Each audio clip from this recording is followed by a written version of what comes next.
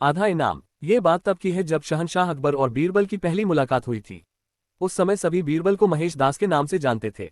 एक दिन शहंशाह अकबर बाजार में महेश दास की होशियार से खुश होकर उसे अपने दरबार में इनाम देने के लिए बुलाते हैं और निशानी के तौर पर अपनी अंगूठी देते हैं। कुछ समय के बाद महेश दास सुल्तान अकबर से मिलने का विचार बनाकर उनके महल की ओर रवाना हो जाते हैं। वहां पहुंचकर महेश दास देखते हैं कि महल के बाहर बहुत लंबी लाइन लगी हुई है और दरबान हर व्यक्ति से कुछ न कुछ लेकर ही उन्हें अंदर जाने दे रहा है। जब महेश दास का नंबर आया तो उसने कहा कि महाराज ने मुझे इनाम देने के लिए बुलाया है और उसने सुल्तान की अंगूठी दिखाई। दरबान के मन में लालच आ गया और उसने कहा कि मैं तुम्हें एक ही शर्त पर अंदर जाने दूंगा, अगर तुम मुझे इनाम में से आधा हिस्सा दो तो।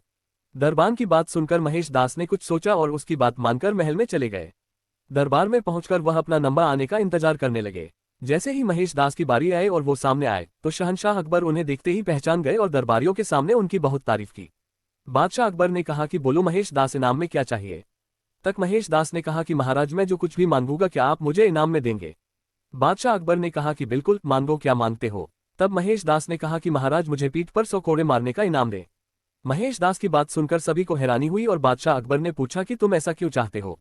तब महेश दास ने दरबान के साथ हुई पूरी घटना बताई और अंत में कहा कि मैंने वादा किया है कि इनाम का आधा हिस्सा मैं दरबान को दूंगा।